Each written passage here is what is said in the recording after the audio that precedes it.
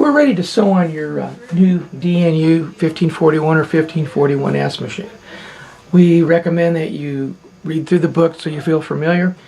If you receive the machine from us, then you can be sure that it's been thoroughly oiled, tested, and everything is working. If not, give us a call immediately. First thing we're going to do is wind that bobbin. Be sure when you start your spool of thread that you come off straight through these top parts, and then before you wind the bobbin, we come off the spool through the thread stand, and back here you're going to see a little post, and we're going to come to the bobbin pre-tension, and what we're going to want to do is get in between these two discs right here, and I like to put it back through the hole. Just kind of keeps it in there a little better. Okay, now I like to take these bobbins and stick it through one of these holes in front, then press this onto your thing like this, because the thread's slippery. Holding onto this in the beginning will help it to begin. It's very important is to never run the bobbin winder when your needle is threaded like this and the feet down. So I suggest reach back here and lift the hand lifter, and then unthread the needle and the take-up lever. So with the thread removed from the needle and take-up, the pressure feet are in the air. We can now depress this lever.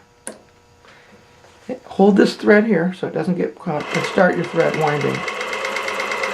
After it is started, let's stop and cut this. Clip those threads. Continue to wind this bobbin. By unthreading this and putting the feet up, we're going to ensure that we don't jam our hook up because there's no material in it. When this gets full, you notice it shuts itself off. Now with a fully wound bobbin here, we can use the little knife on here to cut the thread off. Pull your thread off of here and press this into your bobbin case.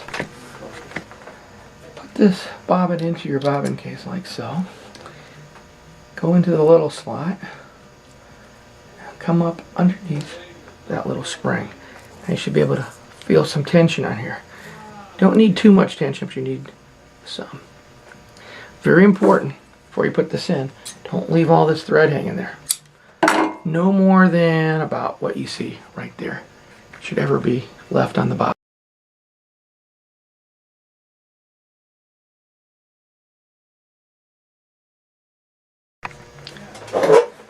Now we're going to go pull this needle out and put it in the proper way. Just loosen this about a half a turn, drop your needle down. And notice what some things about this needle. This has a long groove, and this side has a divot or a scarf that we call it. It's very important that you put this needle in properly because it does have a round shank.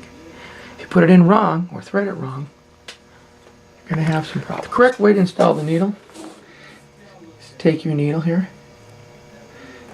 push it up into the bar, and then absolutely make sure that the little cutout space is facing in towards the bobbin. The long groove is out to the left. You just got to eye it and then tighten it. And then double check when you look straight on. The scarf is into the right, the long groove is to the left.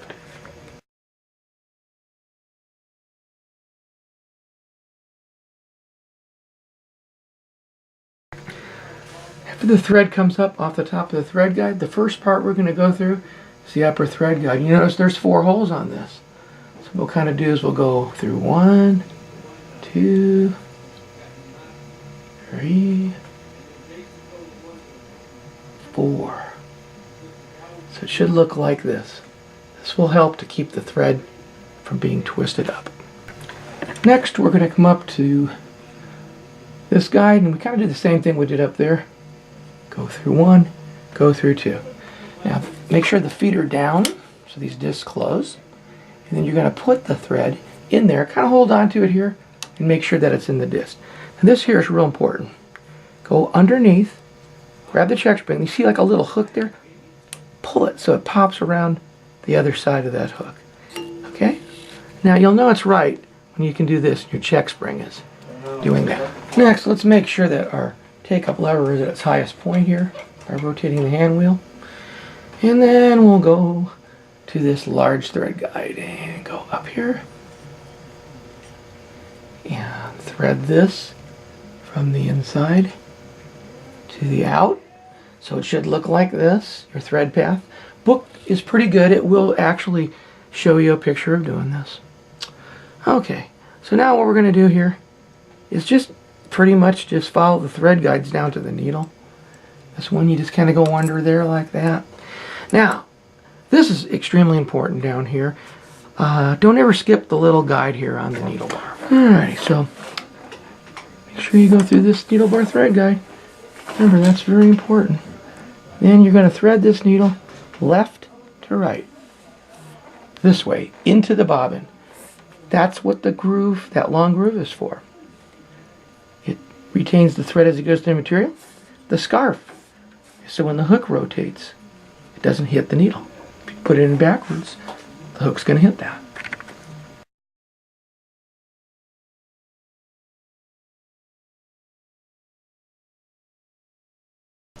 Now that our needle's threaded, and we have a fully wound bobbin placed in here, remember, leave the tail short, no longer than that. We're going to reach underneath here, and we're going to press this in. Make sure that case is in securely and it collects. Next thing we recommend for you to do is to make sure you have a little bit of thread pulled off here. Rotate the hand wheel towards you, never away from you. Lift the foot slightly. Hold this fairly loose, but to the right, and turn it slowly. And if you got this right, you should pick up your bobbin thread, which is right there.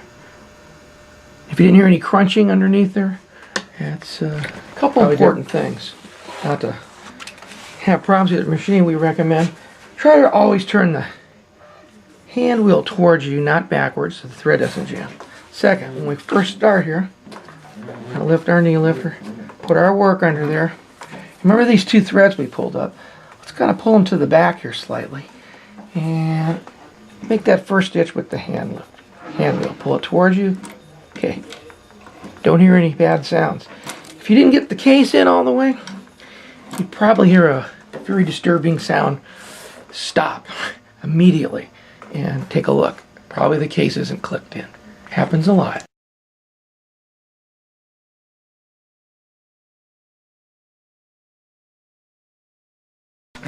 Now that we've made a test stitch, we should be able to just take off and start sewing. There again with the JUKI, there's that great walk we spoke about. If you notice, that foot is raising 6.5 millimeters or a quarter of an inch. And we're on 1, 2, 3, 4, half a dozen layers of material. No other machine will do this. This is very cool. Like I said, this is walking. 6.5 millimeters. Now we step down here to 2 layers of material. We're still walking. 6.4 millimeters. Oops. Now any other machine would have that nice walk down on 2 layers, but when you got up on this stuff, it would probably drag. Not on a JUKI.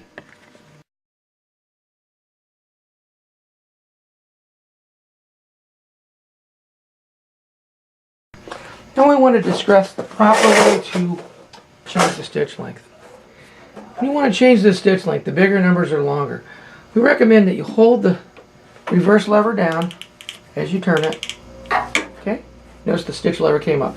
It's kind of hard to turn back, but if you push this down, it's very easy. So hold this down when you turn it.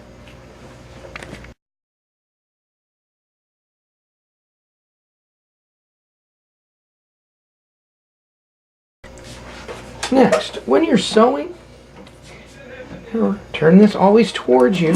Make that first stitch. Now, when you want to perform a back stitch, depress this all the way. Now, if you just push it a little bit, you notice it doesn't back up very much. It's not good. So, whatever your forward stitch length is, you'll get the same stitch length in reverse if you depress it completely.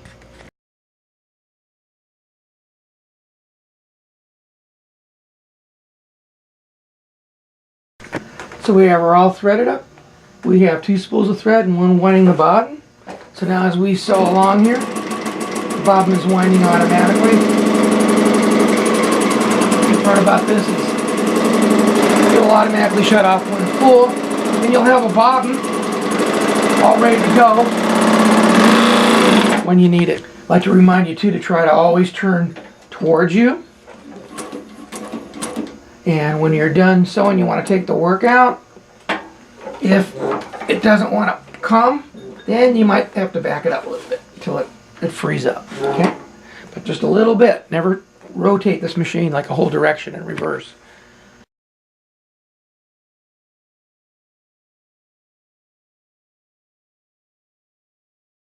To change the height of the foot walk, we'll remove this cover. Take this little wrench that comes with it. There's a 9 and a 10 millimeter, and then you'll loosen. Okay. Take the number 9 millimeter, loosen this nut, and if you slide this lever all the way up, you'll get the 6.5 millimeter foot walk. If you slide this down all the way to the bottom, the feet will walk just 2.5 millimeter. The machine comes kind of in the center, and you might want to leave it there. One thing is, when you tighten this, do not over tight it. Snug it, but don't, break the bolt off.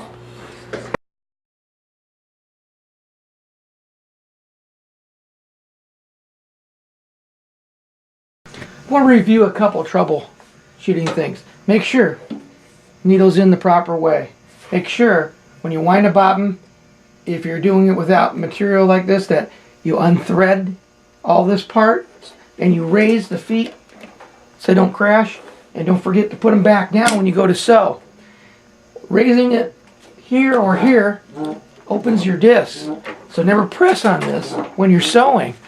If these discs open, you're going to jam thread up and you're going to jam your machine.